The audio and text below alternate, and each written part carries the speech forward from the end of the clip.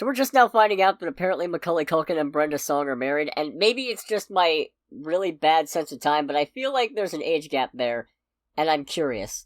So, you want to look up Macaulay Culkin real quick, and I'll look up Brenda Song? Yeah, so, Alright, she's 35. Macaulay Culkin is 43. That's not that bad. No, not at all. Okay, not as bad as I was thinking. Doesn't matter. Yeah. Welcome to Under the Bridge, everybody. Welcome to Under the Bridge. I'm Cody, aka the Scarlet Troll. And I am Greg, aka Greg. And this is possibly the trashiest intro we've ever done. Yeah, just a little bit.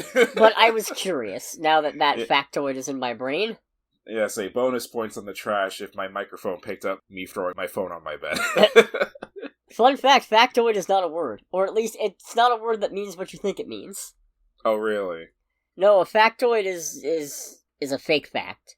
Oh, is it a mix of, like, fact and tabloid or something like that? No, yeah, it's just, it's a made-up little fact, and now it's just kind of been shoehorned into meaning a little fact. How the tables have turned. That's English, baby. Like DJ Premier.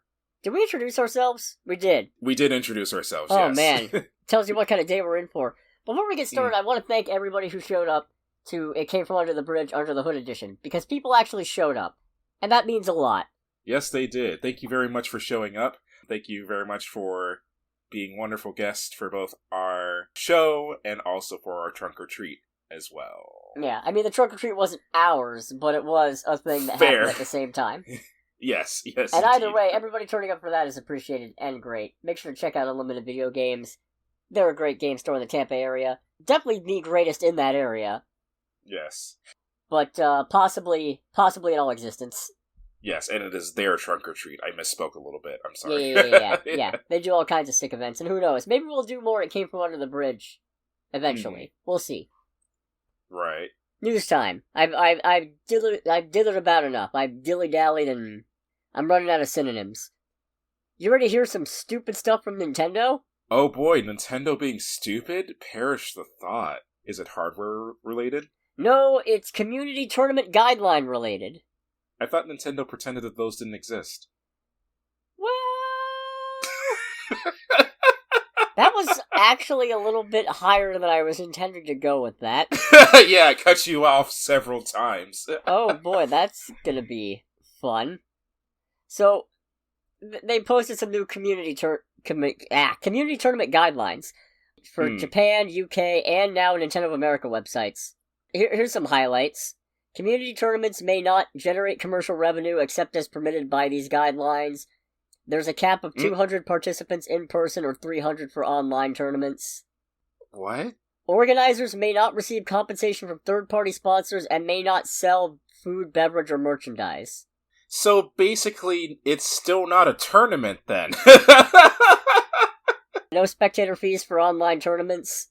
Oh, what? Okay. These are all for, like, small-scale, like, non-licensed by Nintendo ones. But that's still, like, who are you to tell people that? Yeah, and also it's the thing of like, alright, we have our rules, and our rules basically say you're not allowed to have tournaments. Because they're basically putting limitations on a lot of the things that make tournaments happen to begin with. And, yeah, okay, it was a stupid question to go, who are you to say that, because they're the ones who own the license to the games. But, may I make a counterpoint? Nintendo's actual tournament scene, competitive, is terrible. They're terrible at it. Yeah. So, your options are either play by our garbage rules, or don't play at all. Yeah. Which isn't, it's an over-exaggeration of this, but it's really not hard to feel some lines being drawn in the sand here. Yeah, it's still the thing of like, if you want your community to feel like that you actually acknowledge them, this is not the way to do it. Nah. Hey, glad you guys are having fun, now stop immediately. Yeah, it's like, hey, glad you're having a good time. Now cease, stop. Literally, it's the meme of Nintendo being like, stop having fun. Cease that at once! Oh man, this is sad. It is very sad. One writer wrote, back to the old days, tournaments will be held in restaurant basements. It's gonna be cash entry only, and Project M is gonna be there. The good old days. Or just the old days, probably. I really don't get what they gain by making these. Yeah, because Nintendo's known for, or like, I remember seeing like way back when, a few years ago, that Nintendo was like, yeah, we don't really want people to do tournaments for our games or have us be involved in it. It's like, what the hell? Such a great way to build your community and all that. And then they were like, okay, we have rules now. Our rules still basically say you can't really have tournaments. Because again, it's limited. Oh, here's a good point. Alright. One of the stipulations is you can't use game consoles, accessories, or software not licensed by Nintendo. And the counterpoint's being raised that there are disabled gamers that use third-party accessories to be able to play the games. You know what? Never even thought about it. No, and actually, you just reminded me of a thing that apparently came through on Microsoft's thing this week, too. Oh, no. Hit me with it. I mean, I didn't really read too deeply into it, but apparently Microsoft's going to be rolling out some kind of updates or whatever for Xbox. It sounds like some point relatively soon. Right. Where it's effectively going to make like third-party hardware as far as controllers and stuff like that aren't Microsoft related not function on their consoles. Apparently, one of the big reasons... Yeah, apparently one of the big reasons this is being done is that for some like aftermarket like mouse and keyboard setups, they have basically features that you wouldn't find on like a normal mouse and keyboard, and the authentication for a controller can be bypassed as long as you still have a normal Xbox controller plugged in. So this is apparently supposed to stop people from being able to do that, because evidently, because I don't really play a lot of like competitive console shooters, it was a big problem that people were using these custom keyboards to more or less cheat and gain an advantage over regular players. Which, it's one of those things where I understand, but at the same time, you're probably cutting out a lot of people that use that stuff, namely, disabled players. You're shooting yourself in the foot because you don't like how you painted your nails. Yeah, effectively. Like, it's one of those things where it's like, it does make sense, I get it, but it still feels like not a great thing in the long run, I suppose. Especially if you're someone who, if you have a custom thing that is tuned to what you need and you can't necessarily afford like the honestly pretty amazing disabled controller pad that Microsoft makes for the Xbox. You kind of get a little bit up shit creek at that point. Gross. Anyways, company's gonna company, I guess. Yeah, pretty much, unfortunately. Doesn't mean I have to like it. Right. And I'm gonna continue to razz them about it. Nintendo, I like a lot of your properties, but you make it hard.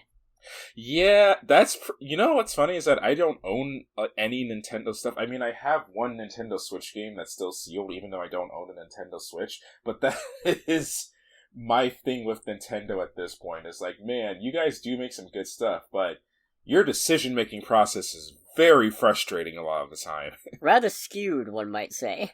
Mm-hmm. It's hard to be a gaming fan these days. Indeed. Much like it's hard to be a Spider-Man fan. Oh no, I don't like this segue. That's right, we're going back to your favorite thing. It's more Ultimate Spider-Man news. Oh boy, what do we got? But the good news is, we eating tonight, boys, because it's been confirmed. The new Ultimate Spider-Man, coming from Jonathan Hickman, has Spider-Man and Mary Jane married with kids. So we're not going for Peter Parker being miserable, then? Jury's still out. Don't jinx it. They're gonna do something. They always do. It's not single misery. It's not it's married misery now. You heard of couples therapy? Welcome to couples misery. Anti-therapy. Anti-therapy. In a statement to Marvel, Hickman said, "When we decided that we were going to do a book about an older Peter Parker becoming Spider-Man, we really wanted to lean into him starting his superhero life from a very different place than what's traditionally expected. Peter and MJ being married is one of many decisions we made that underline this being quite a different kind of Spider-Man story. And isn't that just tragic to read?" Yeah. Man, that really does say a lot on its own, doesn't it? One More Day was like 15 years ago at this point. Oh, God. An editorial's still fucking us over on that one. Right. Well, joke's on you! I'm gonna buy like 5 copies of this! That's an exaggeration. I'm gonna buy one, though. And I don't collect single issues anymore because they're terrible. They're stupid. They're impossible to organize in a way that makes them pleasing to display on a shelf and still actually not have them take up way more space than they should. Right. But I will bend this rule that I have established for myself, because if it gets us that much closer to restoring the marriage in the mainstream continuity, which is not as big a deal as I'm making it out to be, but it bothers me. It bothers me because it's for such a stupid reason, and the fact that Spidey is continuing to reap the quote-unquote benefits of this stupid, morally bankrupt, irresponsible deal because editorial decided, we can't have him get divorced, that's too messy, let's have him sell his marriage to Satan! Much better idea! Fucking idiots. We can't do that. That's cruel and messy and it's too close to home. We'll just have him literally make a deal with the devil. I'm sure our readers will be able to agree with that. One of these days I'm gonna have I'm gonna just do a whole thing about the spiral Spider-Man's been in, but not today. Right. Anyways, I'm very much looking forward to this. And so help me God, if anything happens to either of those kids, there will be hell to pay. Oh, there's 2 kids? Yes. Oh boy. Unlike the kids in Zeb Wells' run of Amazing Spider-Man, where people were cheering when they died. Why? Well, okay, they didn't die so much as they got erased from existence because they weren't actually real. It was a WandaVision situation. And also, they were some imaginary children who MJ and some other guy who was made just to keep her away from Peter adopted when they were stuck in a hyperbolic time dilation dimension. Because, yeah, Spider-Man's not allowed to be happy. Man, that sounds like, God almighty, it almost sounds like the comic equivalent of, the end of The Disaster Artist, where it's Tommy Wiseau's just, in the room, just getting ready to off himself, and everyone in theater is do it! It's is that the reception to the kids? It's closer than you might think. That's not good. Closer than you might think. No, oh, God. Damn it. And just, the worst part is, they did a whole thing of Peter and MJ are separated, and also the superhero community hates Peter, and nobody will tell you why. We're gonna spin our wheels for a bunch of issues and leave you guessing, and then the answer's gonna be stupid and unsatisfying. Kinda like, why can't Thor pick up Mjolnir? 'Cause Nick Fury made him sad. Don't think about it, just accept it. Yeah, I'm gonna move on now. I think I've dunked on this enough. Alrighty. We got a positive update on Daredevil, which... Thank goodness. That's good. That is good. Marvel Studios has hired their first ever actual showrunner.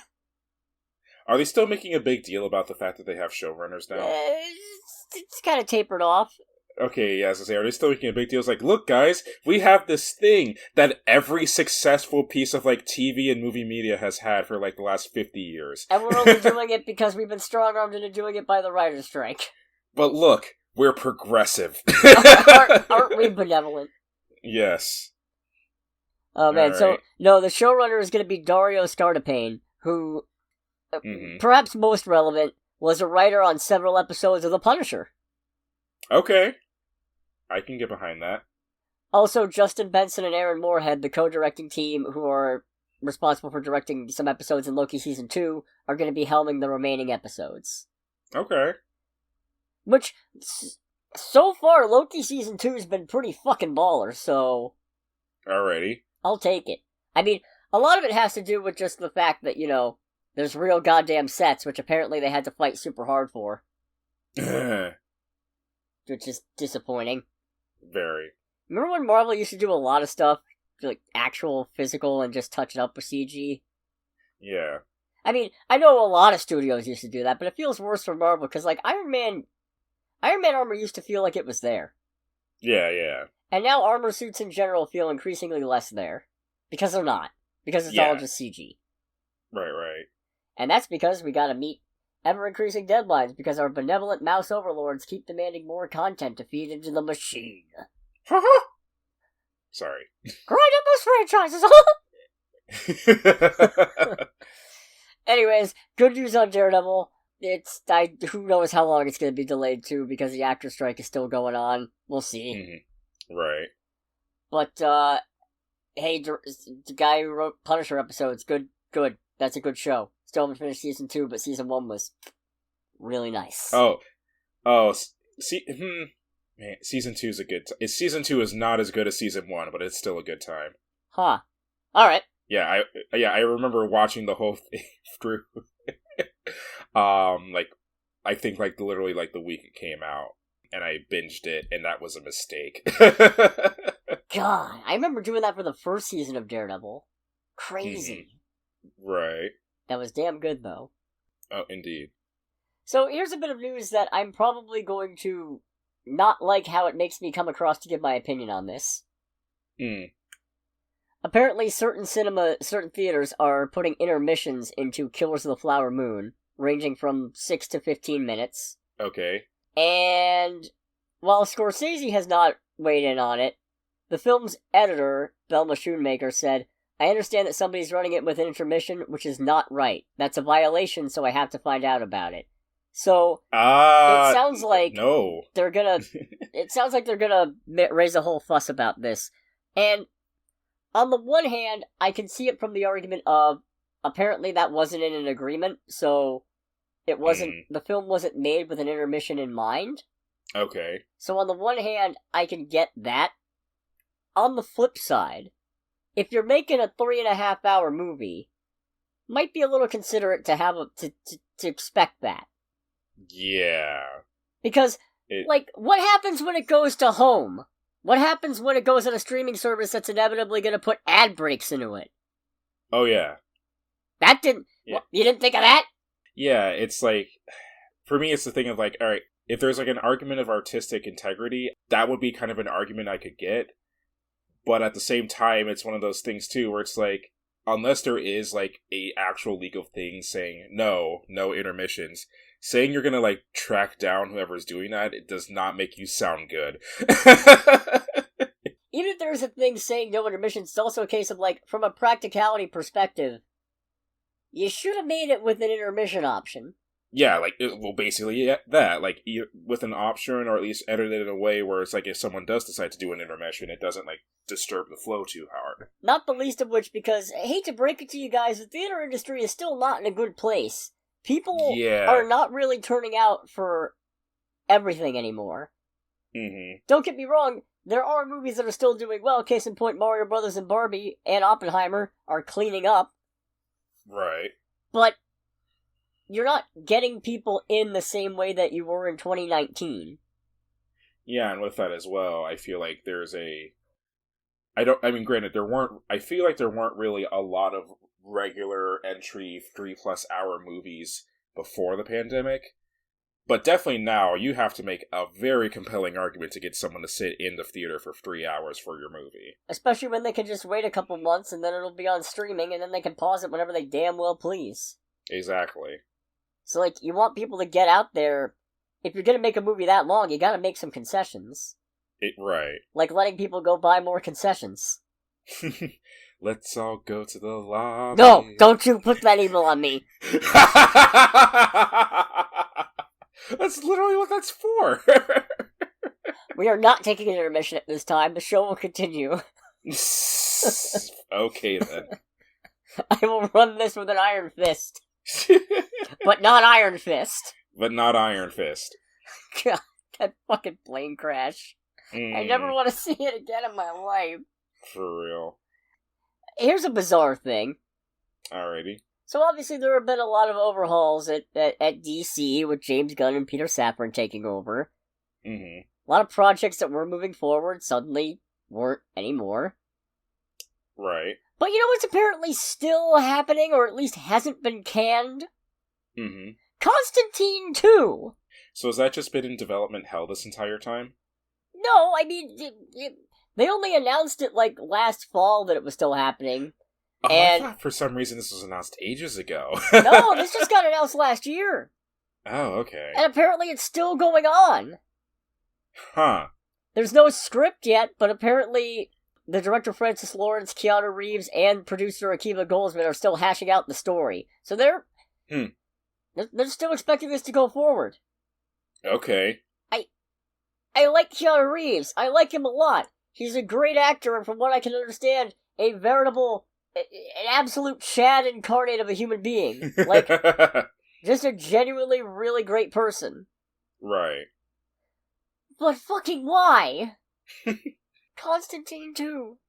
Because we can, damn it. We've got, well, maybe not loads of money, but enough money. I don't think that's true!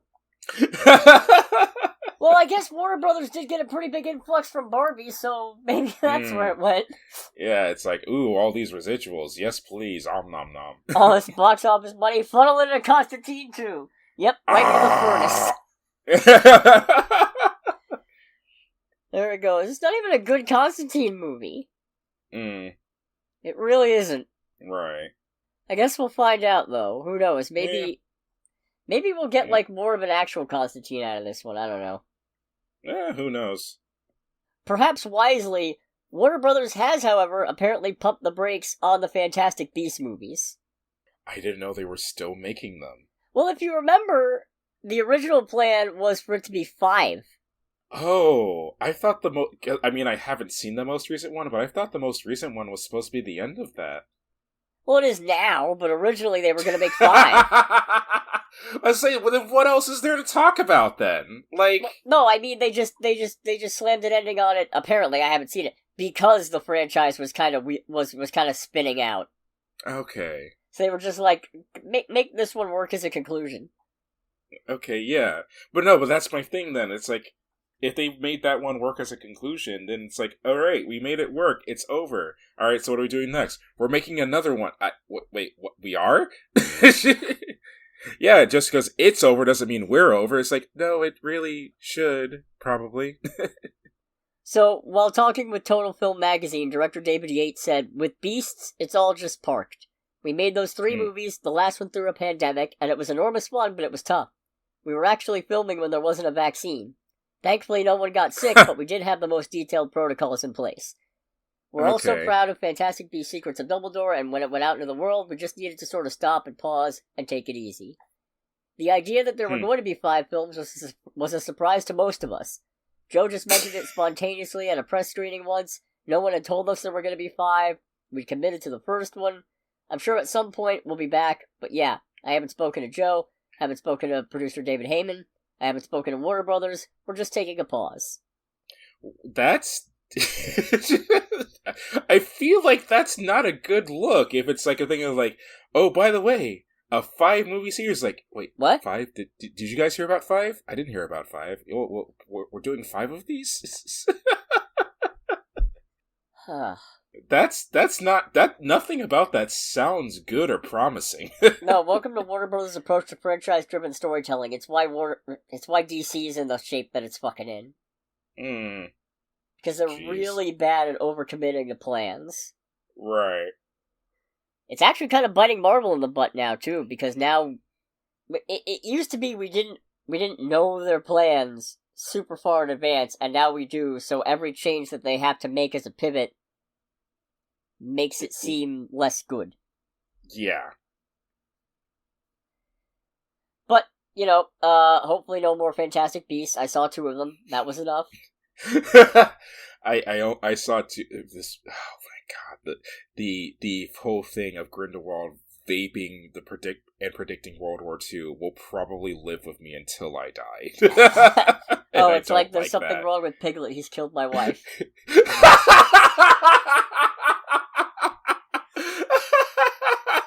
Yeah, pretty much. I love it. There's something wrong with Grindelwald. There's tiger tanks coming out of his mouth. And then this bit of news is, it's one of those ones I like to call one for me, because alrighty. We now have news that David Robert Mitchell and Micah Monroe are reuniting on They Follow, a sequel to 2014 film It Follows. Horror movie, I'm guessing? That's the one about basically the ST demon. Why do I not remember anything about this? I'm not sure if you watched that one. I mean, I probably didn't, but I feel like that's still one where I would hear about it in some capacity and know immediately what you're talking about if there's an ST demon on the loose. I mean, that's not what it actually is. That's just a cutesy nickname that some people have given it. The idea is it's a murderous supernatural thing that just slowly follows you, and when it catches up to you, it will kill you, and there's no way to stop it. All you can do is give it a new target by having sex with somebody else, and then it will follow them and kill them, but it works its way back to you eventually. Oh, I know what you're talking about. Yeah, I never saw the movie. Well, we gotta fix that. I think I remember, like, reading up on it at one point. I mean, I do want to watch the movie, but I think I remember reading up on it at one point going, it's like, alright, I see what you're doing. I like the idea. It still sounds a little feel like it's one of those things where it's a topic where you have to do it in a very particular way to get people to stick with you. Oh, it's a silly fucking concept. Yeah. But it's one of those ones where the idea of it is terrifying. And that goes a long way. Fair. And there's some pretty good execution here and there. I had a good time watching that one. Alrighty. So yeah, Mitchell is going to be back as both writer and director, and Micah Monroe is going to be Jay Height, the lead character from It Follows again. I wonder if this is going to be one of those ones where they just, like, kill her off in the first 5 minutes. It's like, oh, you thought you had it good? Well, surprise! You're dead. Yeah, you're a bit dead. Oh man, good times. Hmm. So yeah, I'm excited for this. I'm very excited. It's still spooky season. Frankly, in my house, it remains spooky season until Thanksgiving is done. So I'm just gonna keep that horror train rolling. Fair enough. But for now, let's go to the actors' strike. Oh boy. Yeah. Do-do-do-do-do-do. Pay your fucking actors. In some good news, we might be getting close to the end. This is the end. DMCA. Sorry. No, that was pretty good. Hmm. SAG-AFTRA and the AMPTP have continued negotiating. Allegedly, they are close to a deal, although it's been cautioned the situation is still fluid. A guild source talking to Deadline said, "There's a feeling of optimism. Looks like we're in the final stretch." Okay. Yeah, because I was getting ready to say, it's like, oh, they're close to a deal. Where have I heard this before? Yeah. Mm.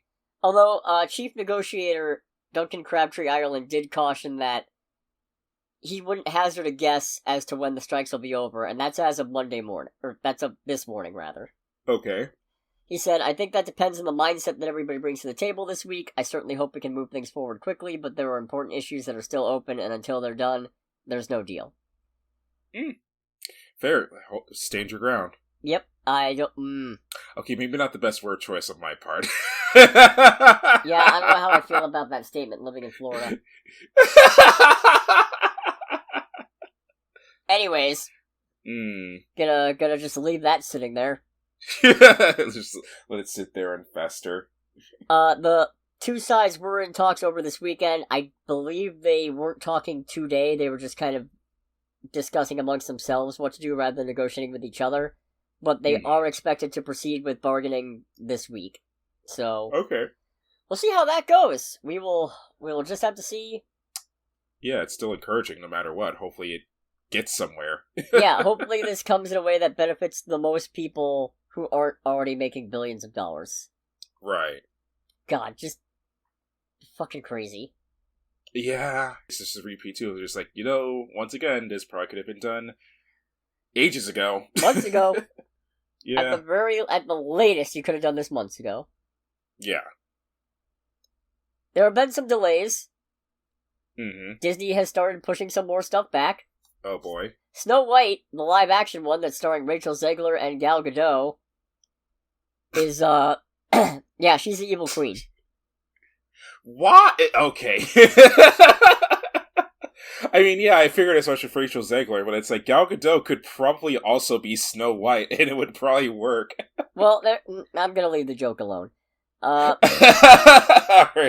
The movie has been pushed back from March 22, 2024 to March 25th, 2025. Wow. Yeah, basically a whole year. Yeah, that's a big push. They also released a teaser image, and I am not liking this. I'm gonna share this with you, because apparently the dwarves are all CGI. They're all CGI? Huh. Oh, great look. Oh no. Maybe it's better in motion. Maybe they'll touch it up across the next year. But I doubt it. I could make I could make a lot of jokes. I'm not going to, because I'm pretty sure I already trashed enough of my reputation in the previous episode. We're showing Blood Honey to 4th graders. Alright. That's good to hear. Pixar's Elio has also been pushed back. It was supposed to come out March 1st, 2024, which, why would you release 2 big Disney movies within 3 weeks of each other? What is this insanity? Anyways, it's been pushed back to June 13th, 2025. Okay. Magazine Dreams has been removed from the December 2023 calendar. However, that's probably not because of the strike. That's because it was starring Jonathan Majors. Yeah. Who, minor update, a judge denied the motion to dismiss the claim, and trial is set to go November 29th. We will just have to see how that proceeds and what else comes forward, because I want this done. Yeah, I say now that's the one where that would be the meme of, like, the guy just looking over at Disney and be like, "Hey Disney, how's it going?" Just pictures of Jonathan Majors just plastered everywhere. It's just like, yeah. I would like to not have to think about this anymore. This is fair, completely fair. And you'd think it would be easy. You'd think it'd be just stop thinking about it. But unfortunately, I'm too ingrained in the pop culture machine to not think about it. So, right. Anyways, no word on Deadpool 3 yet, but let's face it, it's getting pushed. Oh, absolutely, at this point. It's moving. Yeah. It's moving and grooving. Right. Oh, hey, speaking of Rachel Zegler, Lionsgate has gotten a SAG-AFTRA interim agreement for The Hunger Games, The Ballad of Songbirds and Snakes, which means that the film's cast is now good to promote the movie if they want. Oh, okay. The movie that opens in less than 3 weeks. Hey guys, you're gonna learn about this crazy thing called overtime. Hey, you know what movie is opening in less than 2 weeks and the studio didn't get an interim agreement for, shooting it in the foot? The Marvels! Oh, crap. Yep, it's not looking good box office-wise, and no, yeah. a lot of people are calling, the usual thing, like, it's, Captain Marvel sucks or whatever. It's like, no, guys, you have very little idea how much actor promotion goes towards these things, and what a difference it makes. Especially because you had Marvel superfan Iman Vellani on the cast for her first major MCU production, and you couldn't have her promote the movie. That alone probably cost you at least $100 million. Yeah, for real. I'm putting it down. I'm stamping my bet. It cost you at least $100 million that you couldn't have Iman Vellani talking about how great this movie is. Right. We still gotta get our tickets. Yeah, we do. We should probably take care of that at some We're part point. of the problem. Because they're reporting on how dismal the pre-sales are. It's like, yeah, we're not helping, but to be fair, I've been busy. Yeah, same. Live events don't put themselves together. Cars. Cars indeed. Cars indeed. Let's go to trailer time. Alright, let's do trailer time. It's trailer time! It's very short. I found one trailer this week that was for an actual theatrical movie, and that, I mean, I could have sprung Good Burger on us, but I didn't feel like doing that to you. Yeah, no. I know how much you didn't like having to watch the first trailer. Still don't know if that even counts as a trailer. Yeah, well, still. So, the trailer we saw was for Lisa Frankenstein. Yes, which, this is one of those ones where I kind of like, I might have to rewatch the trailer just to get a better appreciation of it, but this is one of those ones where I'm like, I don't think this movie's going to be exactly like light the world on fire, but it looks like a great time. It looks very quirky and entertaining. Yeah. Yeah, like quirky is an understatement. It's Tim Burton-esque. Oh, yeah. At least in terms of subject matter, I guess not in set design, but you know what? Sometimes Tim Burton goes a little crazy with his set design, so... Right. Honestly, this is kind of perfect. No, this was one that I honestly thought is like, is this a movie that's like coming out relatively soon that I just completely missed or something like that? And it's like, oh no, this comes. Yeah, it's like the week of Valentine's Day because it comes out on the 9th. So it's just like, oh, okay, you know what? That still works. Yeah, so it's a movie where a girl creates the perfect boyfriend out of body parts. And he's played by Zach and/or Cody of Sweet Life fame. I'm not sure which one. I can never remember. I did not watch much of that show. Case in point, it only just occurred to me today that London Tipton is a send-up of Paris Hilton. That still is very funny to me. That took you, like... I know you said you didn't watch a lot of the show, but it's like, oh, it only took, 14 years? Something like that? Right, because I know what her name was. Mm-hmm. And I know her dad owns the hotel, right? Yeah, her dad owns the hotel. Who I don't think we ever see to my knowledge, we never see the dad during the entire course of the show. Paris Hilton's dad probably threatened to sue if they did. Yeah, that does make sense, actually. And then I looked it up. It is indeed Cole Sprouse. Okay. So that doesn't answer my question. No, it doesn't. That doesn't tell me which one he was. It only tells me which one he is. He was Cody. Okay. Then he is a kindred spirit, and for that he has my respect. No, this looks really funny. And also, it's that thing where I feel like it has the potential to be really annoying, but it doesn't seem like it will be. Right. And that's despite being written by Diablo Cody, who was responsible for that absolutely atrocious Powerpuff Girls CW script. My goodness. Right. I don't really got much else on that one. No, I don't either. It looks cute. It looks fun. I'm very curious about the scene where it's like the four girls are just going like, oh, and then one goes, that's so cute. And then all the other three of them was like, the fuck is wrong with you? That's a weird one. Yeah. That's a little weird. I like how it seems like almost everybody else is normal and she's just prancing around in full gothic dress. Mm-hmm. That's funny. Yeah, it's like, oh, I hope this whole goth thing is just a phase. It's like... skipping around through a graveyard. Yeah, it's like, yeah, well, she just, her boyfriend literally came from the dead, so I got bad news for you, ma'am. Yep. Let's talk box office.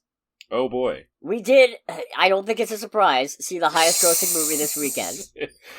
I looked this up after, I'm sure it's a bigger number now, but I looked it up after we got out of the theater and I was disgusted. Yeah, it was Five Nights at Fred Burgers. They made $80 million domestically this weekend and in total. Sorry. Sitting at $132.6 million worldwide. Sorry about that. Nah, it's fine. God almighty. Okay. Second place should also probably not be a surprise. It was Taylor Swift, The Eras Tour. $15.4 million domestic weekend, $150 million domestic total, $203.3 million worldwide. Alrighty. Third place, Killers of the Flower Moon, with no intermission, $9.3 million domestic weekend. Glad you like that one. $40.9 million domestic total, $84.9 million worldwide total. Fourth place, After Death, which I guess is some kind of religious movie that's like, what happens after we die or whatever. Oh boy. $5 million. Oh, just $5 million. Yep, that's its domestic weekend in total. No worldwide information. I doubt it got one. And in fifth place, continuing to infuriate and confound me, Exorcist Believer. $2.3 million domestic weekend, $59.5 million domestic total, $120.6 million worldwide. Oh boy. So, Five Nights at Alfredo is going to kill it. Right. But it still made its money back, so we're still going to have to sit through more of these. Yeah, I mean, when I checked it after the theater, it was almost at 40 mil, so it's just like, crap, it's actually going to make a profit. And I'm in kind of a weird spot where I feel like Five Nights at Freddy's is a better movie than The Exorcist Believer. Technically. I mean, I believe it. But hey there. Sorry. Waka waka. That one was completely by accident. Oh, man. But I'm also in the weird spot where I didn't hate Five Nights at Freddy's, but I also feel like a better version of this movie already exists, and it's called Willy's Wonderland, and I'm not just saying that because it stars Nicolas Cage. But that is a factor. That is a factor. No, I can kind of get behind that, because for me, this was a movie where so this movie to me was not as bad as I thought it was going to be, but I was talking about it with somebody at work, and what we both kind of agreed to is that this movie is rated PG-13. And it hurts it. Yeah, it's like, if the movie either fully committed to either the PG or the 13 side, it would have been better probably in either scenario. But they tried to do the whole thing of like straddling the line, and I feel like in that aspect a lot was left on the table because of that. And it's so weird because they did it because a lot of 5-year-olds are into Five Nights at Freddy's, why? Which is so insane. Again, that's actually what started the conversation, because I asked the same person at work. Yeah, good job.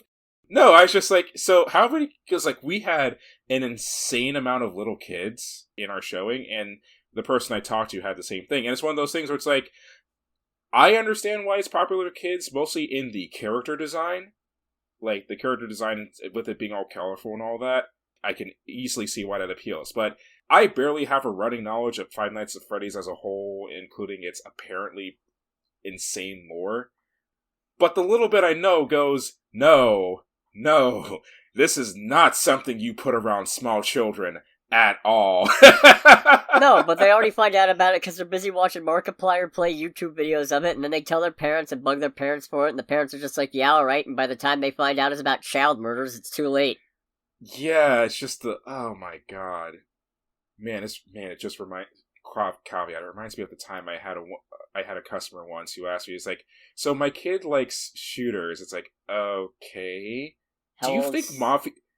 I think she said it was like 11. Oh, and it's God. like, he's been talking about Mafia 3. Should I get that for him? It's like, no. No. It's like, why? It's like, you didn't, like, look into the game? And I explained, like, the reasons I said no. She's like, oh, so that wouldn't be good for an 11-year-old. It's like, no, ma'am, it would not. I mean, first of all, it's called Mafia. What do you think they do? Yeah. Jesus Christ. But yeah, it's just the thing of, like, I don't want to, like, get, especially since I don't have children of my own. Hell, I'm only really an uncle. But, like, I don't want to, like, tell people how to parent their kids or anything like that. But it is one of those things where it's, like, it astounds me, like, how popular it is with small children. If you spend, like, I don't know, half an hour, like, if that, just looking more into, like, the story and the details, especially with the later games, it's like, no, it's not something you put around little kids. No. Back to the movie, though. I will say, to its credit, aesthetically speaking, it's very faithful to the games. You know what? Again, as someone who has little overall running knowledge of the games and all that, I did dig the aesthetics overall. Also, they use actual animatronics. Do they really? Yeah, those aren't CGI. Those are real. Okay, yeah, because I was thinking it was, like, those were all a mix of, like, either really top-dollar CGI with occasional scenes of actors actually being in the suits. But it's like, okay, if those are actual animatronics, that's extremely well done, then. I think the Jim Henson shop or something was the ones who did that, which explains it. Okay, yeah. I can't remember the exact name of the... Jim Henson's Creature Shop were the ones working on the animatronics. Mm-hmm. Yeah, so that makes sense. But I feel like, tonally speaking, it's very tame. Yeah, it's tame for the most part. Well, I don't know. It's like, overall it is tame, but it's one of those things where I feel like it tries at a couple points to get out of the tame. But it's too late. but it's too late. Either that, or the moments that it tries to break out of it, either are like don't last long enough for it to have a good lasting effect. Like, there's a couple examples that spring to mind of that, but it would be a little bit spoilery to talk about them right now. Wow, literally my first note was, this is gonna be a tame fucking movie, isn't it? I don't remember what prompted that, but boy howdy, I should have bought a lottery ticket right after. Does it kind of spoil it a little bit to say, like, I was expecting it to be like how Mithrigan is, especially since it's directed by the same person who did Mithrigan, where the kills aren't explicitly shown, but they do enough for your brain and imagination to fill in all the unfortunate details? It's not the same person who directed Mithrigan. Isn't it? No. Oh, I thought it was. No, it's the same production company, because it's Blumhouse. Oh, okay. Completely different otherwise, though. Okay, then rescinded then. Yeah. But no, Megan's a little more what I was expecting, and even then... No, actually, you know what? I was kind of expecting harder than Megan. Because literally the whole thing is murdered children haunting animatronics. So... yeah. Which is just, by default, fucked up and depraved. So you only can really go up from there. Yeah, but the movie's, like, barely scary. Which is crazy. I mean, I don't know, it's not, overall it's not that scary. There's a couple, I will say there were a couple jump scares that got me, and I got annoyed very quickly because I realized, like, oh god, this is a running gag, isn't it? I don't really think anything got me. I'm struggling really hard, and I don't think anything really, like... There were a couple moments that I was unnerved, or a couple moments where I saw what was coming and was like, oh no. But... Yeah. I mean, I was kind of in the same boat there, too, because the movie does telegraph some of those moments, too. It's like, alright, well, bad shit's about to happen. Strap in. Yeah. Also, the characters kind of suck. Most of them. Yeah, like, honestly, yeah, all of the characters, I think even with the exception of Abby, all the main characters are not great. Abby's fine, and her Piper Rubio, her actress, is probably one of the best actors in this movie. Honestly, yeah, like, I don't know what it says, but I felt like all the actual, or at least the majority of the child actors did a better job and were more entertaining to watch than the adult actors in this movie. Yeah, because Matthew Lillard is good. But otherwise, you've got Aunt Jane, who's just this, like, Saturday morning cartoon villain of an aunt. Right. Just so over-the-top, sugary malice fake. Honestly, when her scene is first shown in the movie and we are introduced to how much of a piece of shit she is, at a certain point, my brain went, hey, I've seen that Hanna-Barbera cartoon before. You got Vanessa, played by Elizabeth Lail, who's just kind of all over the place, depending on whatever the script needs at that moment. And then you got Josh Hutcherson, who is taking the movie way more seriously than anyone else, and it's kind of to his detriment, because his character's kind of awful and could do with some levity. I mean, don't get me wrong, he is not the worst person in this movie, and he's trying. But somehow the fact that he acknowledges he is not great makes the moments where he fucks up worse. Yeah, it's like, there's definitely moments where, like, I agree with Josh Hutcherson, like, I'd say trying the hardest. I feel like he's very much someone who's like, alright, I'm not given a lot to work with here, I've just got to do the best I can. And at certain points, I'm just kind of like, you know what, I can kind of sympathize with you. But for the majority of it, otherwise, his character is not the greatest. Nah. And it's especially frustrating in the sense of you can feel where some of the other people, like Aunt Jane, were inserted just to make Mike look better, and instead it just kind of makes the movie more frustrating. I will give it some credit. I set 2 auto-fail conditions for the movie. It did not fail on either of those counts. Okay. It passed both of them. I'll get into what they are in the spoiler section, even though I feel like one of them is not really a spoiler at all. But there's that. There were some cameos in this. There were apparently like 3 cameos? 2. One was planned and didn't happen. Oh, okay. At least as far as I know. Fair. Yeah, Matt Pat's in it. Mm-hmm. Corey Kenshin is in it. Right. I'm not gonna get into, well, like, Corey Kenshin's in the trailers. He's the cab driver. Yeah, he's shown very quickly. But I'll get into Matt Pat's in spoilers. God, like, I'm glad I didn't recognize him. And funny enough, I realized I did catch on. Mm-hmm. And I ended up making a Matt Pat reference to myself at the point when he shows up without realizing it was him. Nice. Which is spectacular. I say, is that good or is that frustrating? It's kind of frustrating, because now I feel like I've been subconsciously manipulated.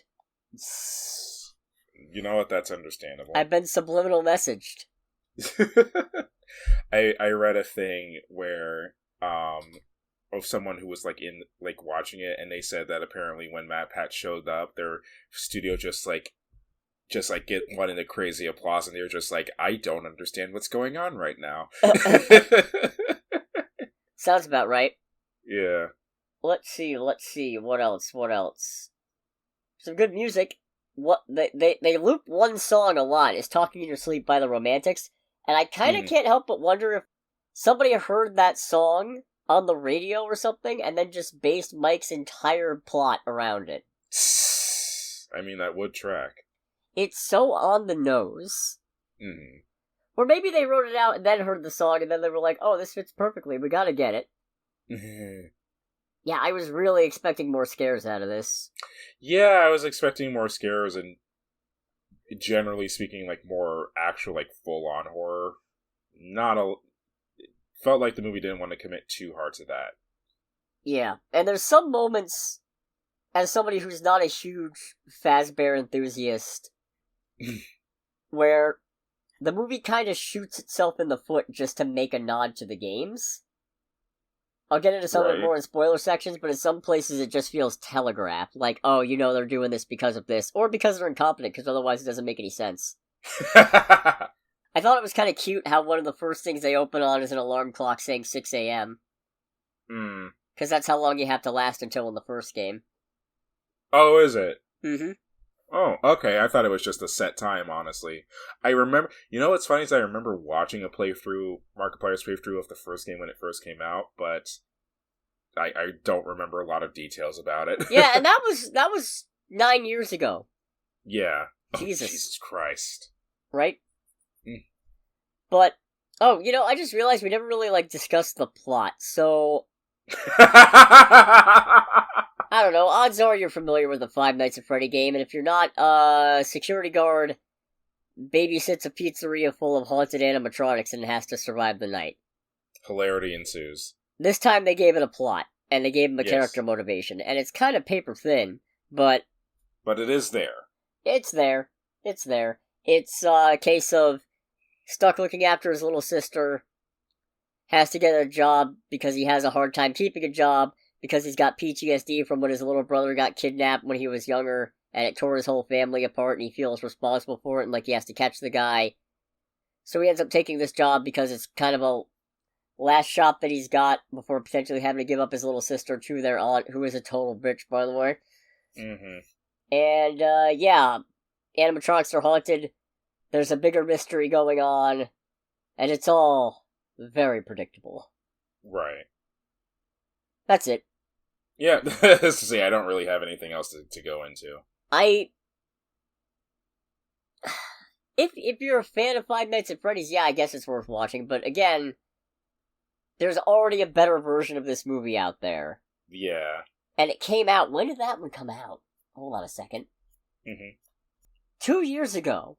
Yeah, Willy's Wonderland beat him in a punch by 2 years. Okay. Actually, 2.5. It came out in February. Okay. So, I mean, yeah, if you're a fan... if you're a fan of the games, sure. Otherwise... On its own, probably not. It's not... there's not even really enough scares in it for me to say it's worth it as a horror movie, come to think of it. Yeah, no. No, it's not. It's fan service. It is an hour and a half of fan service. It might also be worth it to admire the production, the costumes and the set design, and the animatronics. You know what? That's fair. That is a fair recommendation on its own. Because aesthetically speaking, perfect. Top notch. Perfect. If only the writing did it justice. So if you don't want to get spoiled on Five Nights at Fibonacci's, make sure to click away in 3, 2, 1. It's just a theory. Thunderous applause. Thunderous fucking applause. Yeah, so... like, if that happened, I would have been so completely lost in our theater. It's just like, who the fuck is this? I'm glad it didn't happen because that would have clued me in that it was Matt Pat. And then I would have gotten mad because I hate game theory. Well, I hate the whole theorist channel, honestly. The whole shtick. Because most of his guesses are just, like, the most unsubstantiated, off-the-walls bullshit ever. Right. As soon as he made the one about Peach and Luigi being Rosalina's parents and therefore Peach being dead because time travel or something, it's like, bro. I'm sorry? Not as sorry as I am for having indulged any of that. That's a hot one. And not in a good way. No, it's cold. It's actually, it's frozen turkey dinner solid. Alright then. But I forget where I was going with this. No, so he's a waiter at a diner, and there's a whole joke about lunch is the most important meal of the day. I thought that was breakfast. It's just a theory. And then, not realizing it was him, I just wrote down a meal theory. Oh, that's actually pretty great. That's even better with context, Cody. Right? The time I made a Matt Pat reference without realizing I was staring Matt Pat directly in the face. I also have here 5 Nights at Freddy Krueger's, because apparently the kids' ghosts are all dreamwalkers. Yeah, I was honestly hoping for more explanation about that. It's like, alright, I know the answer is, it's supernatural, which is still kind of lazy, but I would genuinely love to know how the fuck they're doing this. No, you see, they hear the secrets that he keeps while he's talking in his sleep. That's bullshit. That's the song. It's still bullshit. So immediately Mike does not endear himself because he gets fired from his security guard job because he sees somebody dragging off a kid. In a very aggressive manner. In a decently aggressive manner. Chases him down, and then without, like, any attempt to sort out what's actually going on first, or without actually stopping the guy, tackles him into a fountain and starts beating the shit out of him. Turns out, he beat the shit out of a guy who was collecting his own kid. Mm-hmm. And he tries to brush it off with it's a misunderstanding. And I wrote here, making an accusation is a misunderstanding. Beating a guy up is dipshittery. Yeah. Would have been the only thing that would have made it, like, slightly savable if someone started playing World Star on their phone during the fight. Once you find out that Mike's younger brother got kidnapped when he was a kid, it immediately kind of gives away one thing that was apparently supposed to be a twist, but I can't fucking believe it, which is that Matthew Lillard is playing the bad guy. That was one of my auto-fail conditions. I'm like, if Matthew Lillard isn't actually the bad guy, this movie is automatically a dismal, utter failure, and I cannot recommend it under any circumstances. They did not disappoint. Yeah, and it's funny because it's one of those things where, again, it's the twist at the end of the movie, but it's like they kind of telegraphed it a little bit hard. Although they did do one clever thing with Matthew Lillard, because in the beginning of the movie, he's introduced as Mike's career counselor, and he's just giving him shit. Yeah. And then he's like, as he's giving him shit, it's like, what am I supposed to do for you, Mike? And then before saying his last name, he just pauses and has a complete, like, tonal change. Right, because once you realize Mike's brother went missing, you realize that's him realizing, oh, this is the guy whose brother I nabbed. Yeah, and killed. Yeah. So, turns out it's like, yeah, he was the guy who, like, kidnapped the kids and killed them. And, again, like, one of my favorite things after any movie is to look up what other people say about it. I know that's not exactly great for forming opinions, but it is funny sometimes. And one of my favorite responses, like, on, like, the movie subreddit was someone saying, it's like, what? Matthew Lillard's the surprise killer at the end of the movie? Say it ain't so! Yeah, that's never happened before, stares at Scream. Yeah. But he's just so damn good at it. Yeah, yes he is. Shaggy has gone to the dark side, and he's very good for it. Darth Shaggy strikes again, Ruh-roh. Ruh-roh. How's the pay? Not great. But the hours are worse. Man, if that's not one of the most relatable lines I've ever heard in a movie. Oh, that hurt. That did hurt. It's that like, hurt so bad. Now, I like my job, but it's one of those things where it's like, I identify with that just from being a working adult. Yeah. Let's see. Oh, the other auto-fail condition was if the aunt doesn't die. And the movie didn't let me down there either, because Golden Freddy fucking kills her. Yeah, and then just... It's a thing of like, okay, how are you going to explain this to Abby? It's like... And then the spirit that is occupying Golden Freddy is just like, oh, she's asleep. Do you want to come play? And it never gets resolved. It never gets resolved. The end of the movie's supposed to have a nominally happy ending where Mike's looking after Abby and they're both happy now. It's like, what happens when your aunt's corpse is discovered in your house? Part of my headcanon wants to think that the both of them hid her body. In one of the animatronics? Sure. She is Springtrap now. Yeah. Oh, speaking of which, just because it reminded me of it, I talked a little bit earlier about how this movie doesn't seem to want to commit to either being like PG or PG-13.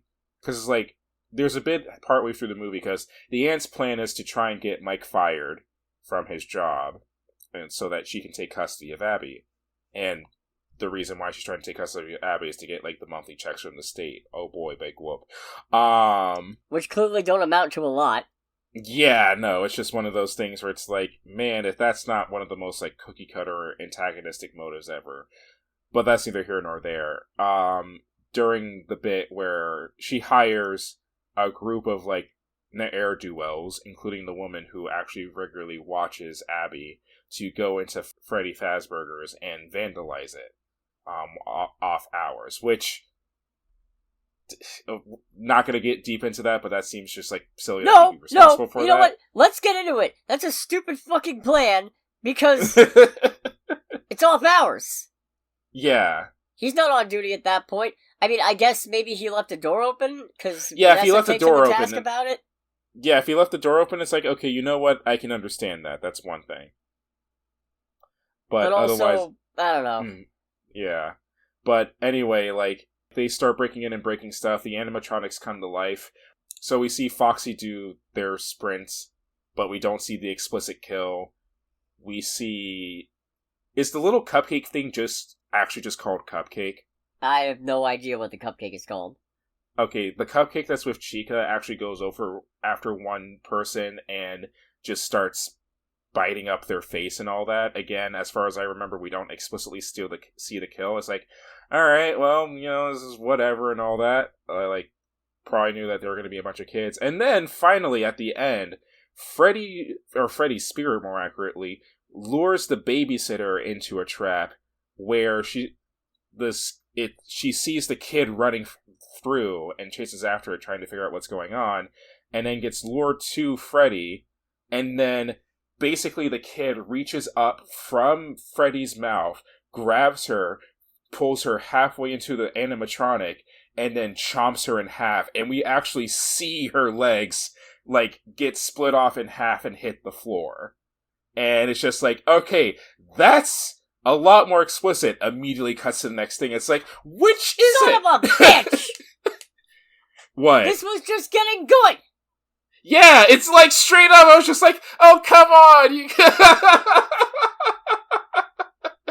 It's like, man, just, like, you went hard-boiled into it, and I'll be honest, part of my evil brain was kind of thinking, it's like, yeah, it's not a good idea to take your kids to this now, is it?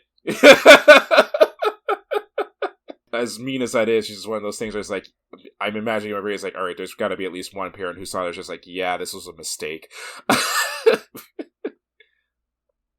But yeah, it's like, all right, so you could have gone more with that, but I guess we're not going to, because the next scene over is Vanessa confronting Mike about it, and just him giving a whole heartfelt thing about his PTSD, basically. You know, I feel like the worst thing about it is the fact that that's probably the scariest thing in the whole movie, and the trailers already gave away the setup. Right. Because they already gave us the bit where she goes peering into Freddy's animatronic suit and then a hand reaches out. Mm-hmm. Huh. Even Springtrap's death... Well, okay, William Afton's death isn't as gruesome as you'd expect. Right. Like, it's a little hard to watch, but mostly you're just busy being surprised he hasn't died yet. And then he drops the "I always come back" line, which I guess is supposed to be a thing, but I'm pretty sure he said that in the third game, but here, what does that mean? He hasn't come back yet. Come back from what? Yeah, like you never got caught this entire time. Yeah. Is it, is that just supposed to be, I'm gonna keep killing kids? See, what I was expecting when he says that, because right after that, he also puts the bunny head back on him.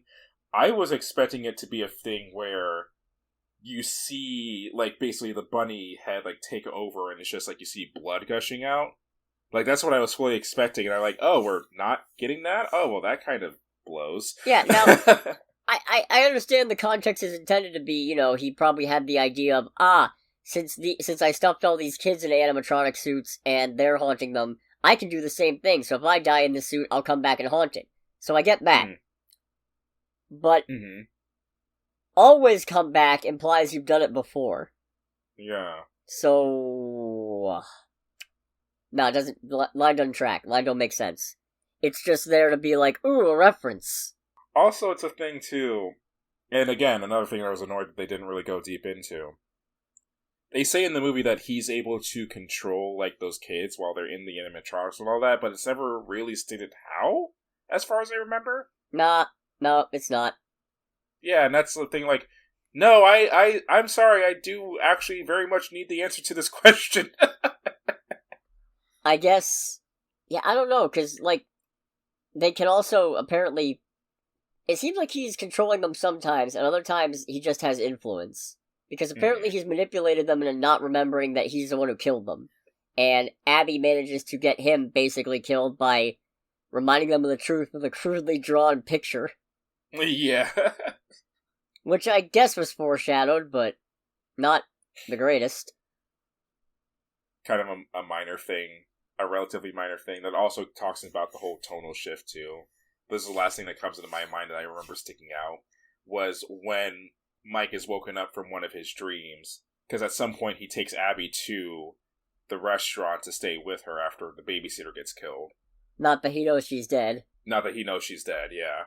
She comes across, or starts more accurately playing with the animatronics, and he thinks that they're about to kill her, and she's like, oh, they're tickling me. Mike, this is everybody, and the movie just kind of accepts it, but not before Freddy, like, kind of charges up at Mike and sizes him up, and then Abby explains, like, no, this is my brother, and then he calms down. As he's, like, staring him down as Freddy is staring down Mike while he looks around, in my brain, I'm just imagining Freddy going, like, you a cop? She is. You got that? Points at Vanessa. Yeah, it's like, you got that good shit. Oh, man. You gotta tell me if you're a cop. Yeah. I see that badge. It's just like, I could not take seriously any of that. And I kind of hated how it's like, yeah, this is everybody. I talked to them and they listened to me. It's like, no, you can't just drop that and have me accept it out of nowhere. Like, sorry, but that's not how this works in this household. That was pretty good. Mm-hmm. I think the last thing I got is I want to talk about a Markiplier cameo was planned, but apparently due to Iron Lung, there were scheduling conflicts, so he wasn't able to make it. But apparently, he was originally gonna be the first security guard, the one who bites it at the start of the movie. Oh, that would have actually been really cool. I'm going to offer a dissenting opinion. I'm glad they didn't do that, because I don't know that I would have been able to take the rest of the movie seriously if it had if the prologue had ended with Markiplier doing his scream while he's about to be killed. That would have been just too fucking ridiculous, and I wouldn't have been able to I wouldn't have gotten over it. You know what? That's fair. I can agree to that. Step too far. It would have been like, I absolutely believe he should have some kind of cameo in these. Hopefully for the sequel they'll be able to get him. Just nothing that requires him being killed and screaming. Yeah, that's fair. I'd take a hello everybody before then. I think that about wraps it up. Yeah, I'd say so. Alright. So, thanks so much for listening, everybody. Make sure to like, comment, subscribe, share it around, whatever you feel like doing. Yes, indeed. You don't have to do any of it, but it helps. We're also on TikTok, Google Podcasts, Spotify, that sort of thing. I should probably expand into some other stuff. Next week, it looks like we got 2 options based on the coming soon showtimes that I'm getting. We either got Priscilla, right, or we have got What Happens Later. And I don't remember what either of those are. Priscilla's the one that's about Priscilla and Elvis Presley. Oh, okay. And I think it's directed by Sofia Coppola, and it's being distributed by A24, but also it seems kind of profoundly uncomfortable, but they seem to be trying to portray it like it's not, which is weird. Right. And let me just read you the synopsis, the brief synopsis for What Happens Later. Willa and Bill are ex-lovers that will see each other for the first time in years when they both find themselves snowed in transit at an airport overnight. Neat. Yeah, so I'm actually kind of hard up here because I like A24 stuff, but Priscilla does not seem like my cup of tea with what it seems to be aiming for. I don't know. Maybe it's... I don't know. I guess maybe I'll watch it and find out. Or maybe this will be one where I try to watch both movies, even though I don't really know that I feel like either of them. Sometimes that's how you see the really good shit. You get taken by surprise. You see something where it's like, this didn't catch my interest, but you know what? I'm glad I sat down and saw it. Elvis and Nixon was that. Ah, fair. Yeah. Oh god, that had Kevin Spacey in it. Well, that's kind of ruined now. Aww. But he was Nixon, so fuck him. It also had Michael Shannon, though, so that kind of balances it out, Fair. Anyways, that's much ado about nothing. We'll figure out what we're doing when we get to it. But that's going to be a wrap on this week. This has been Under the Bridge with Cody, a.k.a. the Scarlet Troll. And with Greg, a.k.a. Greg. And we'll catch you guys next week. Goodbye, everybody. Bye. It's just a theory. Oh my god!